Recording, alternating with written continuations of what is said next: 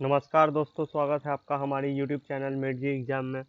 मैं हूं रोहित राज, आपको पढ़ा रहा हूं कोऑर्डिनेट ज्योमेट्री। और आज हम लोग पढ़ने वाले हैं point slow form of a line and 2 point form of a line. तो चलिए आज का सेशन स्टार्ट करते हैं। सबसे पहले हम लोग पढ़ेंगे the point slow form of a line. The point slow form of a line में हम लोग को पढ़ना है कि मान लो कि ये एक स्ट्रेट लाइन है जो कि x1 y1 से पास कर रही है और इसका स्लोप m है। तो उसका हम लोग इक्वेशन कैसे लिखेंगे? y minus y one is equal to slope जो m है m into x minus x one, ये इसका रिक्वायर्ड स्लोप इक्वेशन होगा। इस तरीके से हम लोग point slow form of a line में इक्वेशन को फ्रेम करते हैं। इसको हम लोग क्वेश्चन के थ्रू समझते हैं। तो पहला क्वेश्चन क्या है? पहला क्वेश्चन है, find the equation of a line which makes an angle of 135 degree with the positive direction of x axis. देखो यहाँ पे 135 degree with the positive direction of x axis यानी कि ये स्लोप दिया हुआ है, यानी कि m is equal to tan 135 degree, जिसका वैल्यू हो जाएगा -1 होता है। ठीक है। And passes through the point 3,5, और ये जो स्ट्रेट लाइन है वो 3,5 से पास कर रही है। तो 3,5 से पास कर रही है, तो हम लोग इसका इक्वेशन कैसे लिखेंगे? y minus y one is equal to m into x minus x one. और जब हम लोग इसको सॉल्व करेंगे तो हम लोगों को रिक्वायर्ड इक्वेशन मिलेगा x plus y minus 8 is equal to 0। ये इसका रिक्वायर्ड इक्वेशन होगा। तो हम लोग नेक्स्ट क्वेश्चन की तरफ बढ़ते हैं। देखो अगला क्वेश्चन क्या बोल रहा है, find the equation of the straight line bisecting the segment joining 5,3 and 4,4 and makes an angle 45 degree with the positive direction of x axis। यहाँ पे positive direction of x axis 45 degree, देखो ये slope दिया हुआ है। ठीक है। तो m is equal to, sorry मैं इसको ठीक कर देता हूँ। यहाँ पे देखो m is equal to tan 45 degree होगा। ठीक है, जिसका वैल्यू हो जाएगा 1, यानी कि स्लोप हम लोगों को गिवन है 1।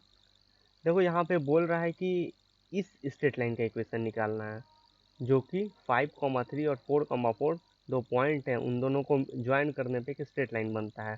ठीक है। इसको जो लाइन बाइसेक्ट कर रहा है उसको ये लाइन बाइसेक्ट कर रहा है, L1 लाइन इसको बाइसेक्ट कर रहा है। बाइसेक्ट कर रहा है मतलब कि दोनों इक्वल पार्ट्स में बाइसेक्ट कर रहा है, यानी कि D जो है वो एग्जैक्टली मिड पॉइंट है। तो इस स्ट्रेट लाइन का इक्वेशन लिखने के लिए हम लोगों को स्लोप चाहिए और जिस पॉइंट से पास कर रहा हो वो चाहिए। तो देखो D से हम लोग ये कोऑर्डिनेट पता कर लेंगे। पॉइंट डी जो है, पॉइंट डी वो L1 पे लाई कर रहा है। तो हम लोग डी का कोऑर्डिनेट कैसे पता करेंगे?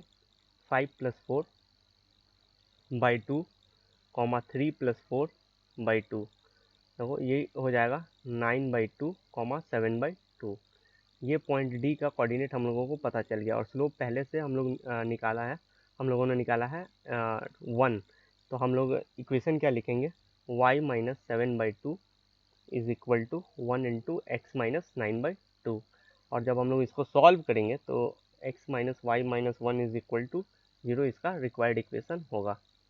हम लोग नेक्स्ट क्वेश्चन सॉल्व करते हैं। Find the equation of the right bisector of the line joining 1,1 and 3,5। तो यहाँ पे बोल रहा है राइट बाइसेक्टर। राइट बाइसेक्टर का मतलब जो लाइन सेगमेंट जो ज्वाइन कर रहा है, ठीक है, उस पर वो जो भी लाइन होगा और वो जो भी राइट बाइसेक्टर होगा वो उस पर 90 डिग्री एंगल बनाएगा और उसको एग्जैक्टली मिड पॉइंट पे कट करेगा। तो एग्जैक्टली मिड पॉइंट पे कट करेगा, तो यहाँ से हम लोग डी का कोऑर्डिनेट पता कर लेंगे जिससे ये लाइन पास करेगा। और ये दोनों का कोऑर्डिनेट पता है, पॉइंट ए पॉइंट बी का, तो इससे हम लोग इसका स्लोप निकाल लेंगे। और फिर हम लोग इसका स्लोप निकाल लेंगे। कैसे? क्योंकि दो लाइन अगर परपेंडिकुलर होता है तो उसका स्लोप का प्रोडक्ट -1 होगा इसके मदद से। तो चलो सबसे पहले हम लोग कोऑर्डिनेट निकालते हैं पॉइंट डी का। पॉइंट डी का कोऑर्डिनेट हो जाएगा 1 प्लस 3/2 कॉमा 1 प्लस 5/2। ये कितना हो जाएगा? 314/2। ये हो जाएगा 2,3 हो जाएगा। अब देखो, अब स्लोप निकालेंगे हम लोग किसका? ए बी का स्लोप निकालेंगे। ए बी का स्लोप क्या हो जाएगा? 5 माइनस 1/3 - 1, ये हो जाएगा कितना? 2।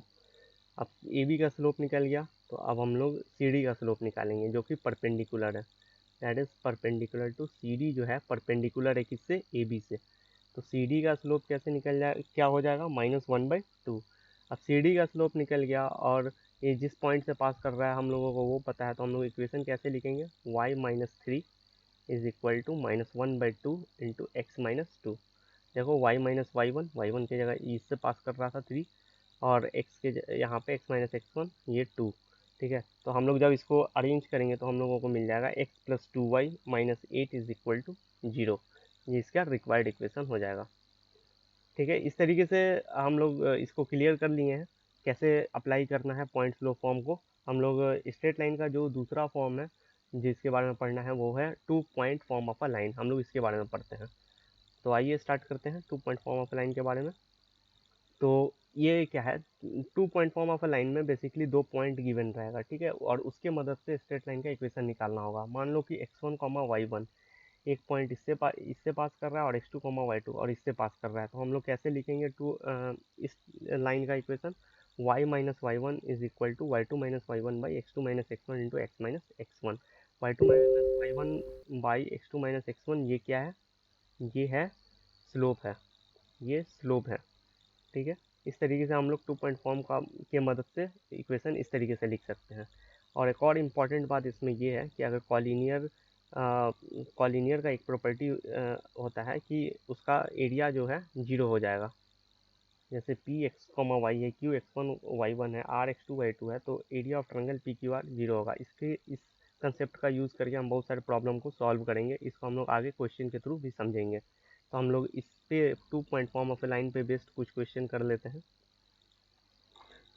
चलो, तो पहला क्वेश्चन है, find the equation of to the straight line joining the points a t one comma a by t one and a t two comma a by t to.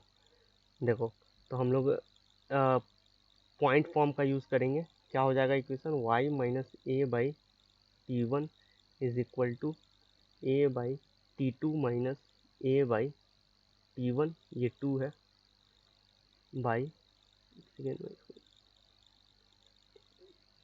By a t two minus a t one, ये हो जाएगा x minus a t one. ठीक है, जब हम लोग आगे solve करेंगे तो a by t one into ये कितना हो जाएगा, ये माइनस आगे आ जाएगा a into t two minus t one upon t one into t two हो जाएगा into t two minus t one into a into x minus a t one हो जाएगा। ठीक है, तो फिर यहाँ पे देखो ये कैंसिल हो जाएगा। तो हम लोग जब इसको अरेंज करेंगे, आगे फर्दर सॉल्व करेंगे, तो हम लोगों को मिलेगा क्या, y minus a by t one is equal to x minus a t one. हाँ देखो, x minus a t one by t one into t to.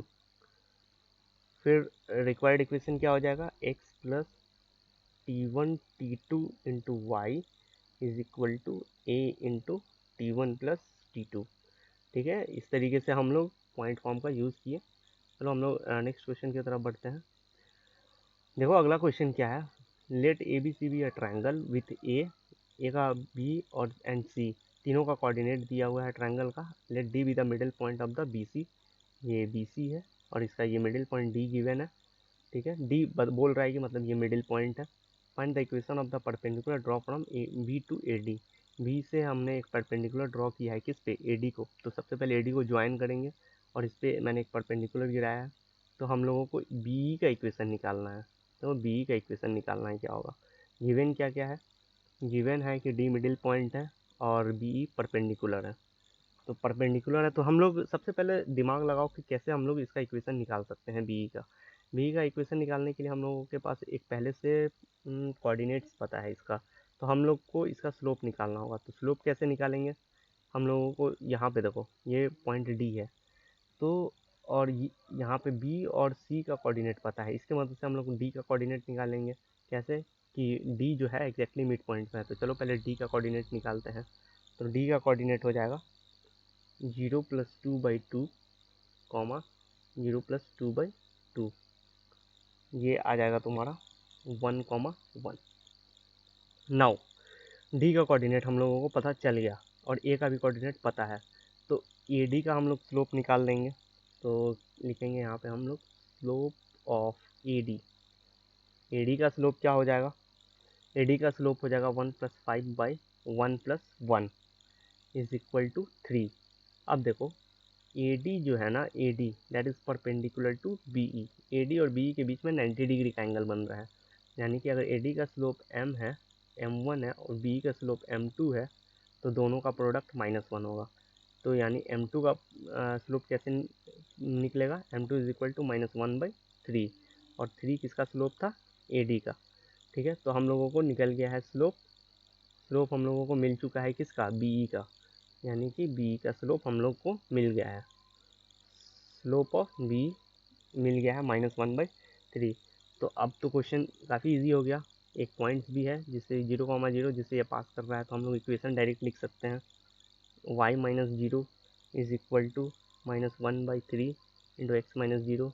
इसको जब हम लोग अरेंज सॉल्व करेंगे तो क्या आ जाएगा, x + 3y is equal to 0, है ना, ये x + 3y is equal to 0, यही इसका रिक्वायर्ड इक्वेशन होगा। तो हम लोग नेक्स्ट क्वेश्चन करते हैं फिर। देखो अगले क्वेश्चन में है, the vertices are A, B, C, find the equation of the altitude through A। Triangle है ABC, तीनों का वर्टिसेस दिया हुआ है और बोल रहा है equation of the altitude through A से जो एल्टीट्यूड पास कर रही है उसका इक्वेशन निकालना है। देखो एल्टीट्यूड के बारे में स्टूडेंट्स के मन में मिसकंसेप्शन ये है कि एल्टीट्यूड जो होता है कि वो एग्जैक्टली मिड पॉइंट पे लाई करता है, बट ऐसा नहीं है। एल्टीट्यूड जो है सिर्फ और सिर्फ जिस साइड पे फॉल करती है उस पर 90 डिग्री पे फॉल करती है, और हम लोगों को यहाँ पे 90 डिग्री पे, देखो एल्टीट्यूड है तो यह 90 डिग्री होगा। ठीक है, तो हम लोगों को AD का इक्वेशन निकालना है। सबसे पहले एक सेकंड वीडियो को पॉज करो और सोचो कि कैसे निकल सकता है AD का इक्वेशन। AD का इक्वेशन निकालने के लिए देखो पॉइंट B और पॉइंट C का कोऑर्डिनेट्स हम लोगों को पता है, पॉइंट B और पॉइंट C का कोऑर्डिनेट पता है, तो हम लोग इससे स्लोप निकालेंगे, BC का स्लोप निकालेंगे, फिर BC का स्लोप निकल जाएगा तो DA का भी स्लोप निकल जाएगा। क्यों, क्योंकि दोनों परपेंडिकुलर है और ये 10,4 से पास कर ही रहा है, तो इजीली हम लोग इसका इक्वेशन निकाल लेंगे। तो स्लोप ऑफ BC क्या हो जाएगा, स्लोप ऑफ BC -1 - 9 बाई -2 + 4 -5 आ जाएगा। तो स्लोप ऑफ DA क्या हो जाएगा, -1/-5 इज इक्वल टू 1/5। ठीक है, अब ये 10,4 से भी पास कर रहा है, 10,4 से पास कर रहा है, तो अब तो क्वेश्चन आसान हो गया। DA का स्लोप पता है, DA जिस पॉइंट जिससे पास कर रहा है वो भी पता है, और वो क्या है, y - 4 is equal to 1/5 into x - 10। जब इसको हम लोग सॉल्व करेंगे तो क्या आ जाएगा, x - 5y + 10 is equal to 0। तो स्टूडेंट आज हम लोग दो स्ट्रेट लाइन के दो फॉर्म्स के बारे में पढ़े, तो हम लोग नेक्स्ट लेक्चर में स्ट्रेट लाइन के जो और भी फॉर्म्स है उसके बारे में पढ़ेंगे, और हम लोग प्रॉब्लम्स भी करेंगे। आप लोगों को ये वीडियो कैसा लगा आप लोग कमेंट करके बताइए, और आज के लिए इतना ही, धन्यवाद।